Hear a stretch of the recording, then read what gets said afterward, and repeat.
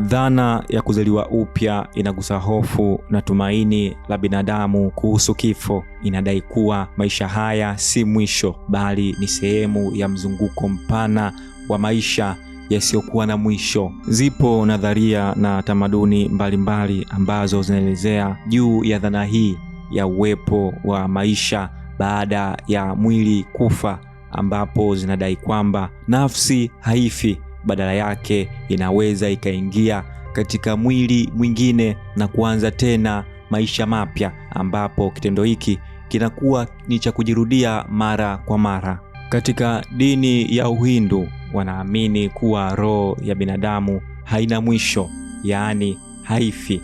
Ikimaliza kazi zake katika mwili mmoja, inahamia katika mwili mwingine. Huu ndio mzunguko unaoitwa samsara, yaani kuzaliwa na kufa na kuzaliwa tena. Na hapo ndipo karma inaingia. Karma ni matokeo ya matendo yako. Ukifanya matendo mema, ukifa utazaliwa katika hali nzuri, na ukifanya matendo mabaya utazaliwa katika hali mbaya, au unaweza ukazaliwa kama mnyama. Pia katika Uhindu kuna kitu wanaita moksha. Hii ndiyo hatua ya mwisho ambapo roho inakomboa kabisa na kuvunja mzunguko wa kuzaliwa na kufa.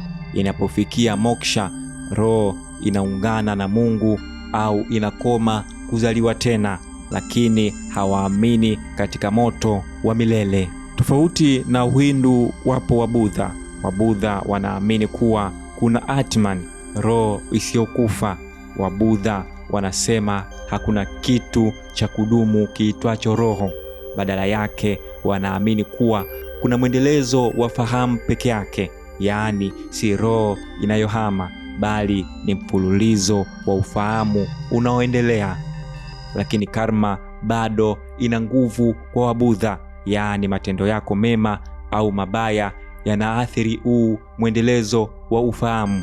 Unapokufa, fahamu yako inaendelea katika hali nyingine kulingana na matendo yako wakati ulipokuwa ukiishi, lakini si wewe unayehama moja kwa moja. Ni mwendelezo wa kile kilichokuwepo ndani ya mwili wako.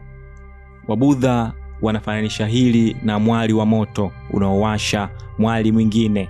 Si moto ule ule, lakini unaendeleza moto.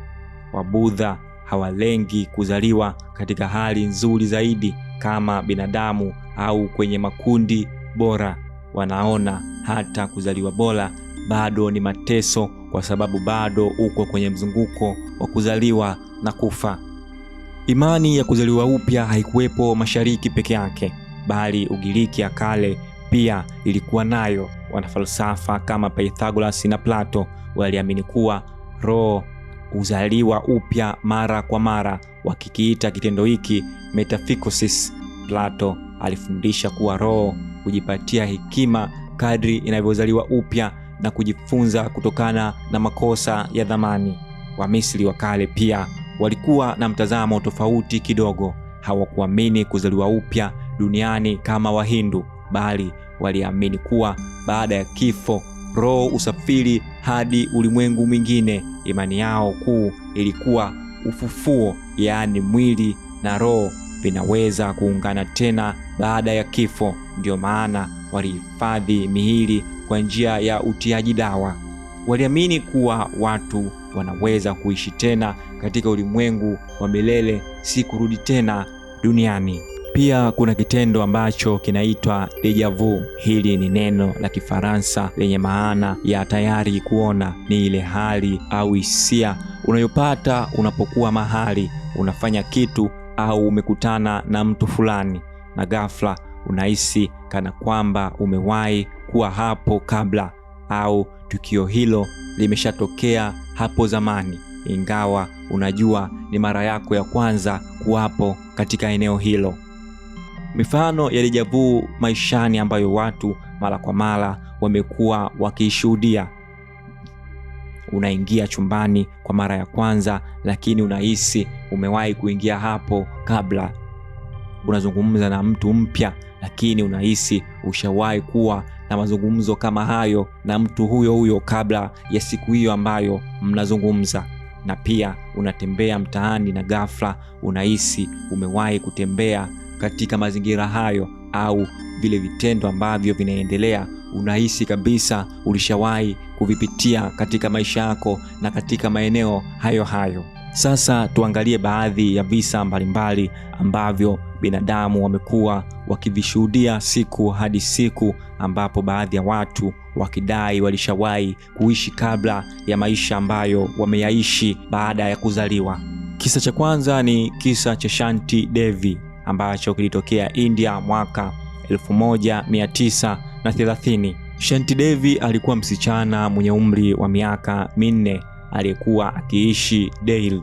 Alianza kuwaeleza wazazi wake kuwa jina lake halikuwa Shanti bali alikuwa Lugdi, mwanamke aliyeishi katika mji wa Mathura, umbali wa kilomita 145 kutoka Delhi.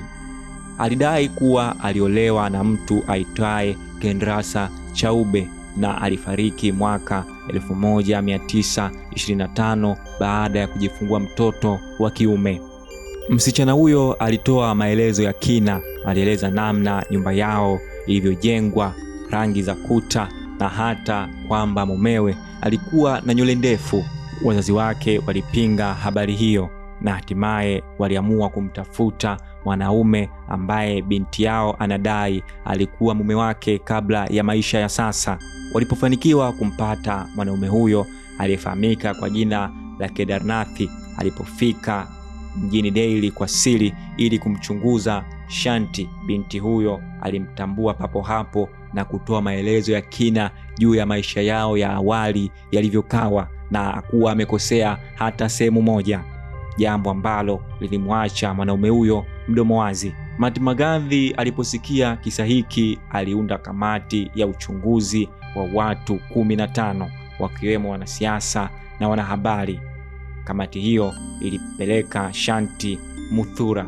Alipowasili aliwatambua ndugu wa mumewe ambaye aliishi nao zamani na hata akaeleza njia ya kufika nyumbani kwao. Alipoingia nyumbani alionyesha mahali alipokuwa akilala. Alimtambua mtoto wake wa kiume aliyekuwa na miaka 4 wakati huo, na akaeleza kuwa alikuwa ameacha dhahabu na fedha mahali fulani. Maelezo yalilingana na yale ambayo alikuwa akiyatoa mwanzo. Kisa cha pili ni cha James Lengner wa Marekani. James alianza kuota ndoto za kutisha akiwa na umri wa miaka 2. Alikuwa akiamka usiku wa manane na kupiga kelele kwa kusema ndege imeanguka na haiwezi kuwaka. Mara nyingi alirusha miguu na mikono angani kana kwamba anajaribu kutoroka. Wazazi wake Bruce na Andrea walishangaa mtoto wao mdogo kujua maneno kama hayo, ndege na kuanguka, ikiwa tofauti na umri wake.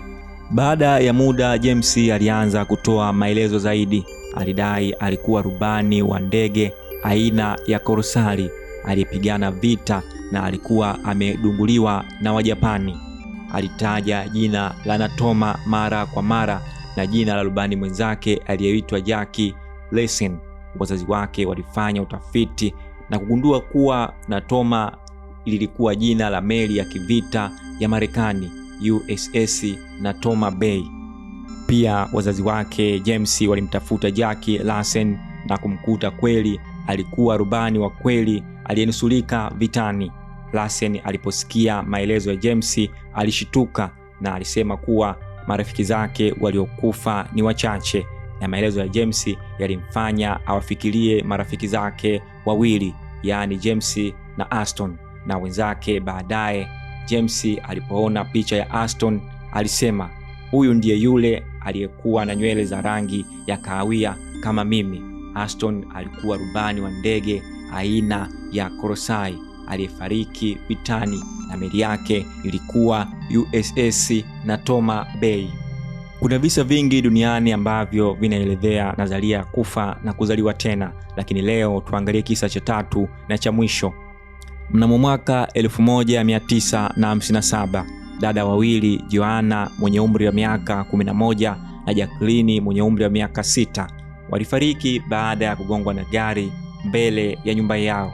Mama yao Florence aliumia sana na kutaka kuamini kwamba watoto wake wamefariki kabisa. Lakini baada ya muda alipata ujauzito wa mapacha, na mwaka 1958 Florence alifanikiwa kujifungua salama watoto wake mapacha, na majina yao aliwaita Jennifer na Gilana. Tangu wakiwa wadogo, watoto hao walionyesha tabia za kushangaza. Walikuwa na alama za kuzaliwa zilizofanana na makovu ya Joanna na Jacqueline ambao waliyapata wakati wa ajali ya gari. Joanna alikuwa na kovu kwenye paji la uso, naye Jennifer akawa na alama pale pale. Jacqueline alikuwa na kovu kwenye kiwiko cha mguu, na Gilana pia alikuwa na alama kwenye kiwiko cha mguu. Walipoanza kuongea, walitaka vinyago na vitabu vilivyokuwa vya dada zao waliokufa. Walipoanza kuongea, walitaka vinyago na vitabu vilivyokuwa vya dada zao waliokufa. Walivitambua mara moja. Walipoanza kuongea, walitaka vinyago na vitabu vilivyokuwa vya dada zao waliokufa. Walivitambua mara moja. Na walipoenda matembezini, walionyesha hofu kubwa walipokaribia eneo la ajali, ingawa hawakuwahi kupelekwa huko kabla.